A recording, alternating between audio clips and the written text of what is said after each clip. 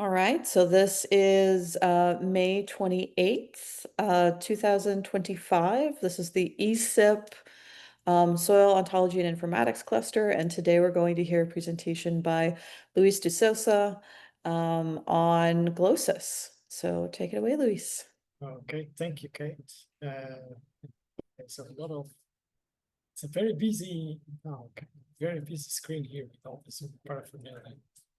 Okay, thank you once again for inviting me. This is already the third addressed I give on GloSIS here to soil ontology and informatics cluster. I hope there is something new. Well, I'm sure there is something new, but I hope you can take away a bit more about this, let's call it this long road that we've been treading now for a number of years, and I let you feel somehow inspired or at least curious about this data exchange and data sharing topics.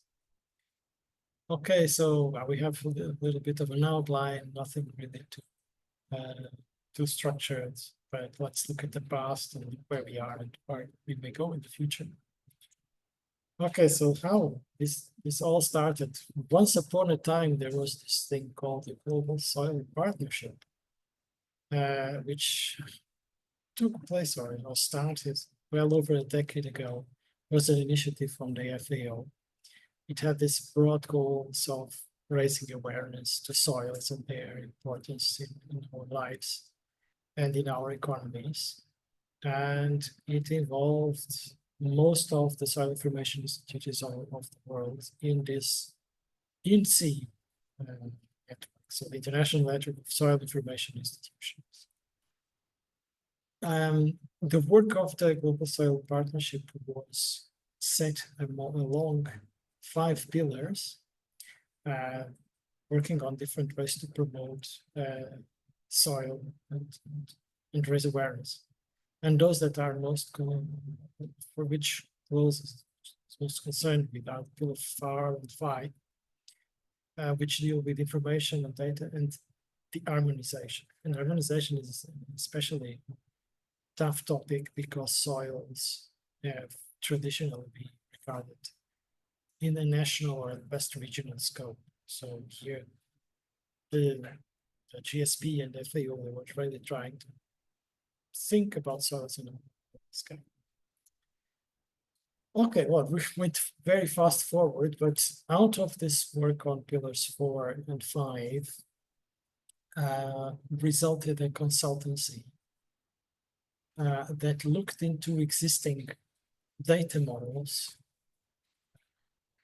the main models for soil, and came to the conclusion that to fulfill its ambitions, the GSP should work with this ISO standard 28258, which is a standard for soil quality that provides a shell, the main model for soil. And you cannot read anything that in here, that's on purpose. I don't want you to read and understand UML. But what I want you to take notice is that all these little boxes, these little classes and enumerates in UML that you see in green and blue are the new things that were developed during this work in between 2018 and 2020, which is basically putting something inside that shell that the ISO model provided. And this content are basically soil properties and ways to assess those properties. So there was a very large body of knowledge that was gathered here, but that was still expressed in UML. So not necessarily the best way to for soil scientists to work with soil data stewards. So the next step was to understand how to make this operable. And as it happened, in 2019, we had this tools or this framework coming up in a semantic web called the Sensor Observation Sample and Actuator Ontology, which was an implementation of the famous and widely used observation and measurement standard that was approved both by ISO and OGC well over a decade ago. So there was this new road to thread, as I said earlier, around the semantic. And eventually that's what happened. So around 2020, 2021, those folks involved in this project started transforming those UML models that had been developed in the auspices of the GSP into the RDF element. So not to be too technical, so the infrastructure of the semantic web. So the specifications of the World Wide Web Consortium. So maybe it doesn't look that well. So you got from expressive diagrams into just a piece of text, but there are good things about it. I hope to get at that at some point later in this presentation. And the key to this work was Sousa ontology, and I want to put here this diagram, which was stolen from the standard itself, from the specifications. And I wanted to just to pay attention here to this basic structure that gives us a framework to, on the one hand, collect and then exchange data. And this is data about natural phenomena that we observe somehow. So we have a feature of interest. And the feature of interest is usually something, in our case, related with soil. And there are properties related with that feature of interest that we want to know. For instance, the color, pH, the acidity. Well, it's the same thing as pH. Maybe some element that we need to know. And to do that, we may use an apparatus that is a sensor, or the sensor is someone that goes and works on the soil. And a procedure is applied to derive an observation that then produces a result. Okay, so this is the basic pattern of observations and measurements in this framework. Another important piece in this puzzle was the SCORS ontology, the simple knowledge organization system. And this is just a visual example, but this ontology, although very simple, it's very useful to define codings. And codings is where we start putting the meat into the bones and expressing in a usable way which kind of components you can use to express soil weight. I hope this makes sense. Okay, and then on a further step, so then we get maybe towards 22, 23. We started gathering also in GloSIS bits and pieces from previous efforts, especially regarding the procedures of physiochemical soil analysis. And all this keeping in mind the need to have human-friendly descriptions, so this cannot be just a machine thing. And also making use of URIs to have correct bibliographic references. Okay, so where did we get to with this work?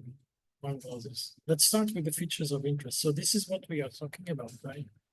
So I think for any of you, we have this image here of a pavon or soil horizon. I guess this is all very similar. This is what we want to characterize, right? We have soil and it has horizons and different characteristics that we want to know or to describe.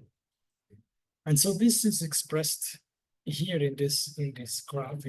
So it's a visual representation of the graph. So we can start with the site, and there is a site that I'm interested in. I go there and I create a plot, either by digging a hole, a borehole, whatever. And there is a surface that I want to characterize, and from that plot, I can characterize a soil profile. And the soil profile has elements, and they can either be layers or horizons. Usually horizons, they are related to the paleogenesis of the soil, and the layers, usually they are defined arbitrarily. They are many times prescribed in soil surveys. Pick a sample between 5 and 10 centimeters wide. And I guess this is familiar to all of you with this kind of structure. And then on this, we start describing data.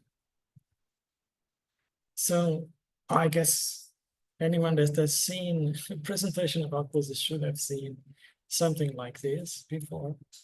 So this is a diagram example of how you express this in the semantic way.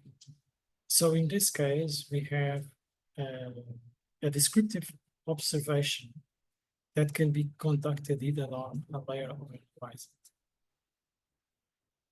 And we express so the feature of interest, the property that this particular observation refers to. In this case, we're talking about the gypsum forms, and then we provide an actual value for that property, and this value is coming from a code list.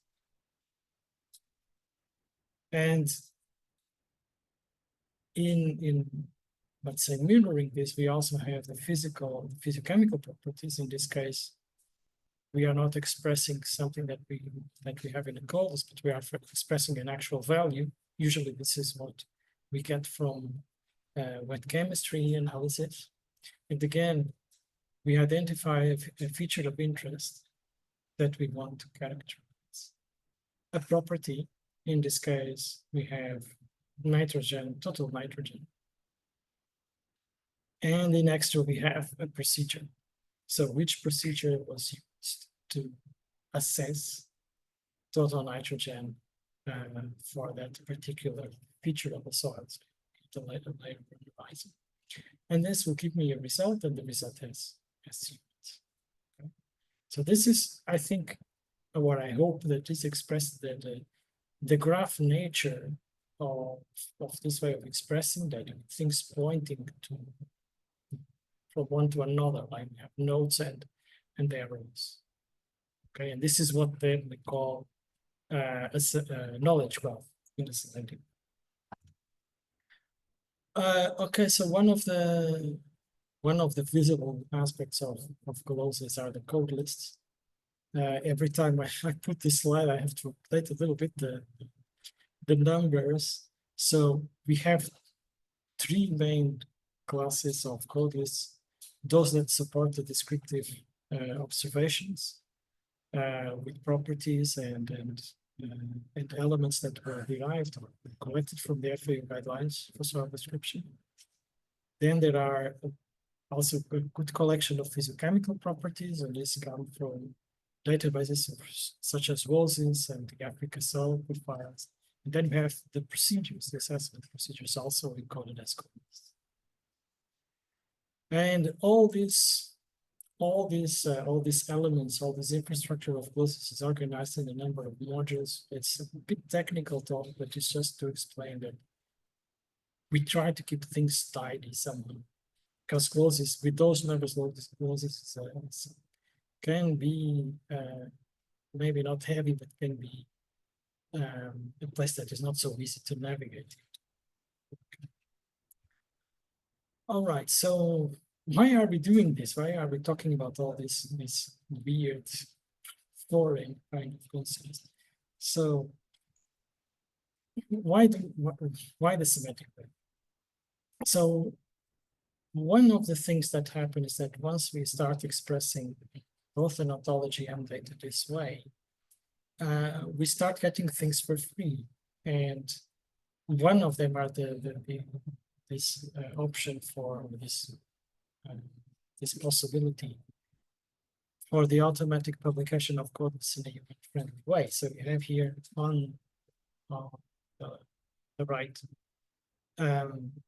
an example of an element of a code list that is expressed in HTML, easy to read.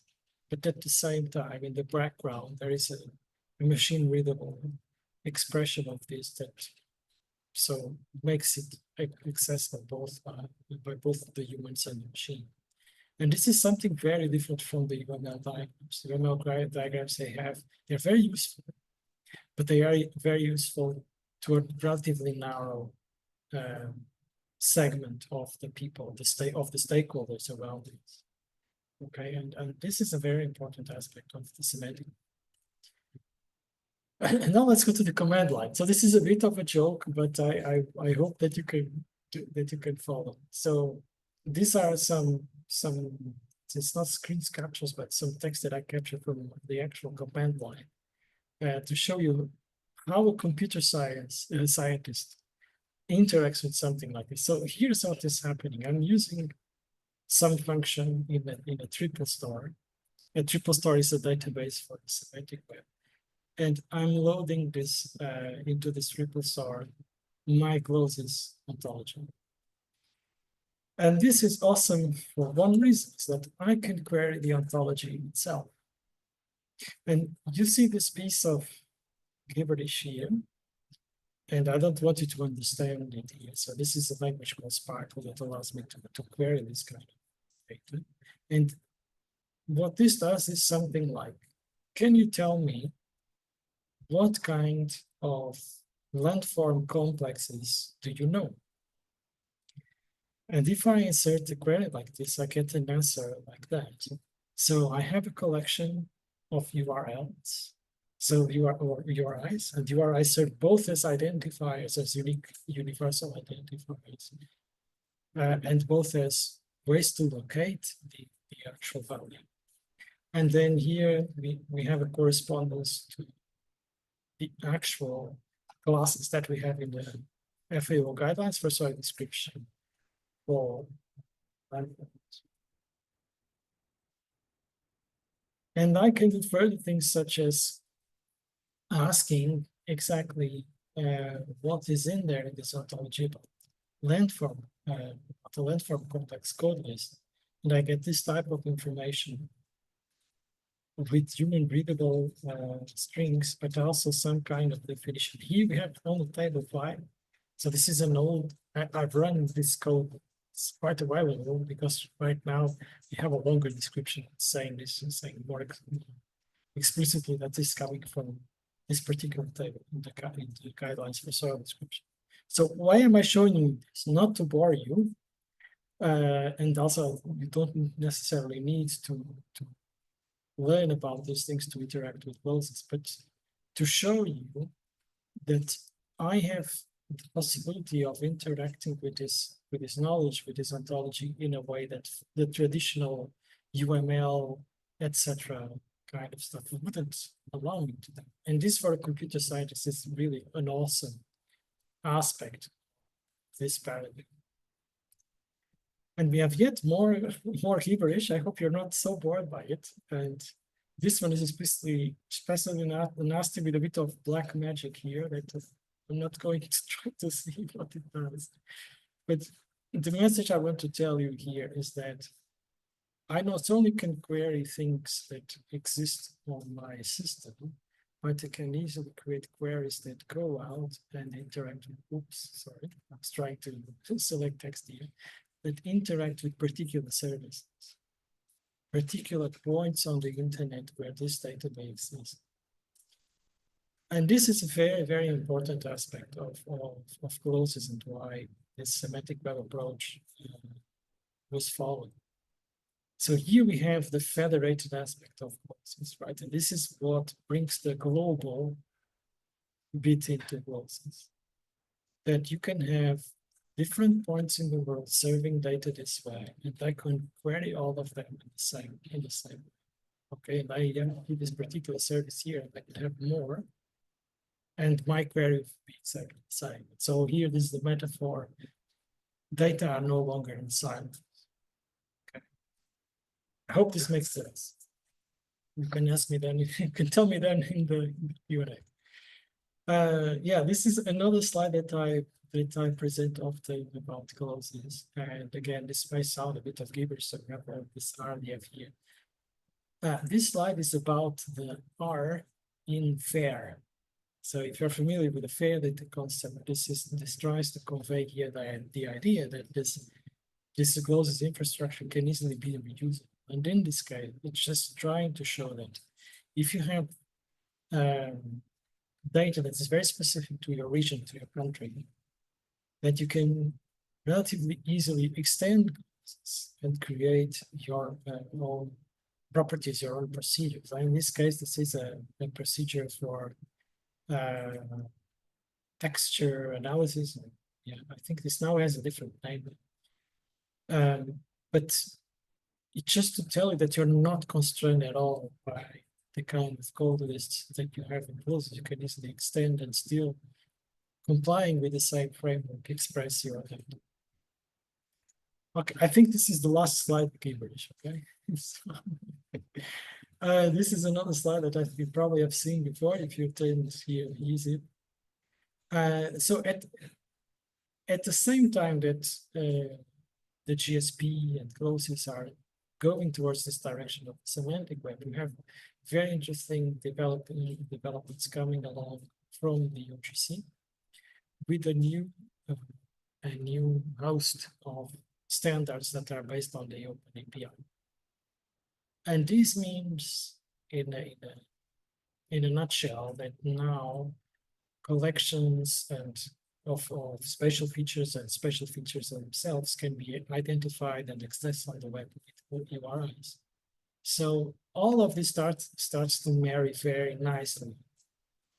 And we start seeing things happening relatively, say, automatically. So once you create your knowledge graph that complies with an ontology like GloSIS, you are starting to have data provision infrastructure for free.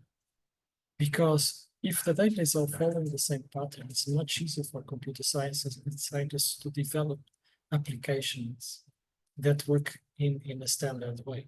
Okay, and I have here a link for one of these particular tools that, again, well, this is very interesting for GIS people, for computer scientists, and for soil scientists. I just want to leave this message of getting things for free. And more recently, we got this paper published that provides a very concrete idea of how this works. And basically, this paper tells you this. If you create an ontology, if you create an ontology graph, so you put your data in a knowledge graph with this RDF specification that follows GloSIS or similar ontologies, you can automatically get your Sense of Things API, which is one of the standards of the UGC. We are very close to have a working infrastructure on this. And when I say we, I'm mostly referring to our colleagues in the Poznan Computing Center. And I expect that infrastructure, that software, to be maybe not a game changer. I cannot anticipate that, but it will make things very, very different. So once we have software like that, we will no longer be concerned with which kind of software do I have, deployment, and getting my database talking with my data server. No, I only need to focus on the semantics and providing the right semantics to my data, putting that data into a knowledge graph, and everything afterwards just happens for free, quote unquote. I hope this is still making sense. Yeah, okay, so this is more or less where we are now. And now looking a bit more towards the future. So there is an old riddle, let's call it a riddle. In this domain of soil data and soil informatics, which I can describe this way. So if I go and talk to a soil scientist and ask, the soil scientist maybe has a database, and maybe it's a CSV files, or it's a relational database, and I will find things like this. This particular piece of data, this observation, it relates to something that is described as total nitrogen determined by digestion with acid treatment and heating. That's the Gjeldahl method, and it's expressed in particular.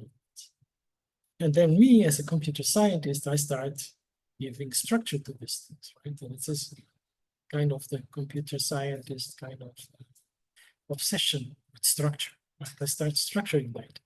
And I start saying, oh, okay, I have property that is nitrogen, a particular procedure, units. But there is a big problem with this, is that actually, if the method is different, and one of those that I'm aware, for instance, for total nitrogen is the Dumas process, which is based on or combustion, I believe. Actually, it might be measuring something else. So it's not the same total nitrogen that is measured.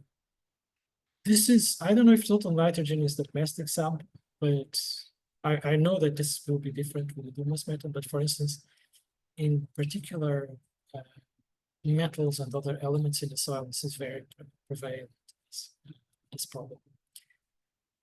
So actually, something that is still, let's say, a challenge that we have to tackle together, I hope, is that in most cases, especially in wet chemistry and your lab procedures, the procedure itself determines what you are observing. And for instance, an example that I can give, and of course I'm a computer scientist, so bear with me if my chemistry is not really fine-tuned. But depending on the method, you might be assessing on, for instance, what is, let's say, inbounding organic compounds. I don't know if inbound is the right word. I hope you understand the message. So this means that we have to have a different look at the way we define properties in this domain. This is something I've been working more recently with my old colleagues at ISRIC, and that I hope in the next months, years, that we get to a more consistent definition of both the properties and the procedures that we use in soils and in soil. Other topics, one of them that comes on up now and then is sampling. So sampling is quite well supported in this framework of Sousa, but it's not explicitly included in GloSIS. I can see that probably we need some code lists about this. I'm not sure yet which code lists would be necessary for Sousa to express also sampling. Yeah, one day, let's see if someone gets involved and can cover this. And another topic that comes often is uncertainty or accuracy of the observations that we want to exchange. This aspect is proposed, left out from the Sousa ontology. So this is like something that is left for the, let's say, the user to decide. And traditionally in soil science, or soil data, we not necessarily express uncertainty, but we collect multiple observations. For instance, we send subsamples from the same sample to different labs, or we collect more different multiple samples from the same site, from the same plot. So that's the traditional way, and in principle that wouldn't need much semantic infrastructure to do that. But are we missing anything specific to the soil domain? That's an answer to be tackled. Okay, so coming to the end, join us. So I think this makes sense when we have feedback and people try to use or try to understand what's going on. So GloSIS is a completely open project. It's developed in one of the famous popular code forges of the day. It has more and more documentation. We hope it's not too overwhelming. If you want to browse through the code list, they have been now for a number of years hosted at UGC in what they call the name server. And you can, there's an example. So if I put in this URI to GloSIS in my web browser, I will get a page like this. It has some diagrams that mimic here the graph nature of this code list, and then it facilitates your interaction. So more recently, GloSIS was uploaded to the Agro portal, and the Agro portal provides you an HTML human-centric interface to the complete ontology. I would say that at this moment, this is probably the best way to start. If we never looked into GloSIS and you're not so much familiar with the semantic web, you can start here, at least to understand what kind of classes and elements we have in this ontology. I find it particularly useful at the moment to have this. If you want then to create knowledge graphs to actually express data in this way, there are a few example knowledge graphs out on the web that you can consult on this particular locations. And one thing that makes me really happy is that we have finally this submission to the Semantic Web Journal accepted. This paper was in review 3.5 years. It's accepted. It's not yet published, but it has all the nitty-gritty, all the little steps that led to the development of GloSIS, and perhaps more important than the little steps that take you from GloSIS to express your data as a knowledge graph, examples, etc., etc. So yeah, not yet published, but it's accessible. So the good thing about the Semantic Web Journal have open review, open access, and so it's already, it has always been available. So it's highly recommended also if you want to look at this, even if not from a scientific perspective. This is still a very useful resource. Okay, and finally, some shameless advertisement, which is this book. And this book, well, I refer it here for one reason, is that this was quite a long road for me. I was not really into the semantic web at all when this work started, and slowly I got into it. And eventually I realized that we were missing a book like this. And it's a book about the semantic web for people like me, technicians and scholars in the geospatial sciences. And I hope this is a useful book. I would say that like the first half of it is for everyone can read. If you're curious about the semantic web, you can read it. And then on a second part, it's more towards the geospatial world. And yeah, it's an open book. It's available online. It's written by me, probably loads of typos. Yeah, if you're curious, have a look, provide feedback. And yeah, hope it's useful for someone. And with that, I can leave you here my coordinates, and a big thank you again for being here at Soil Ontology and Informatics cluster.